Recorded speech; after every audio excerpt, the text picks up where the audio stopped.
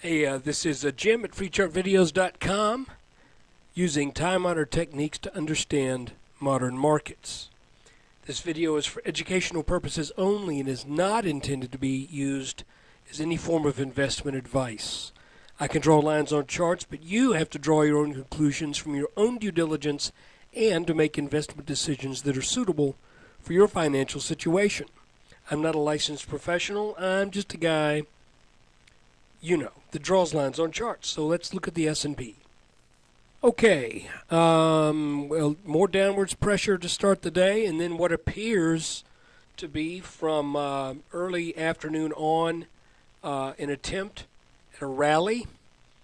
And quite frankly, I'm not exactly, by looking at the chart, exactly sure what to make of it. I'll tell you why. Because these bottoms that we've been following in this channel, they don't all line up. If they all lined up to where we got a clean touch here, here, here, here, then I could tell you, well, this definitely dipped, and this is a definite warning signal.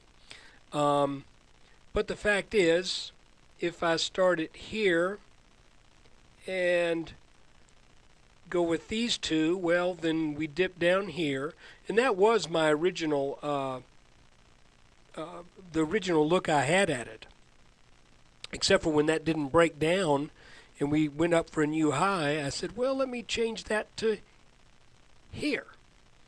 So that's kind of where I'm inclined to keep things, since we did get a bounce there. However, we violated that bottom part of the channel today, and we did climb back. And then where did we end up? Well, we're right smack dab on that line again, and that just, that doesn't tell me that that this is particularly strong. But then again, we did close above that line, and with a 5-minute candle that makes it look like, at least for now, it wants to go up. Now, I kind of thought that yesterday, and so I maybe should have kept my mouth shut. But so the markets proceed to go down, and test this line, come back up, break the line, back test. You know the drill. So where do we stand? The long-term target, go back to a 2-day chart. The long-term target from this large inverse head and shoulders still has not been met. And I have marked that on my chart as this green box. This is the area that I am expecting the S&P to eventually rise to as a minimum. We are so close.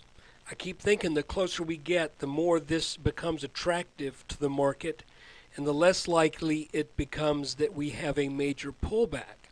But when you see these dips like this, it does give a person, it makes a person pause to think, wait a minute, this trend may be breaking, but it really hasn't for sure broken.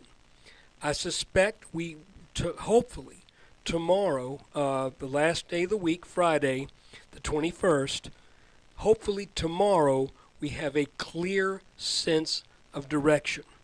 I lightened up. I thankfully sold some of the 3x stuff I had, DRN, FAS, and Soxl, SOXL.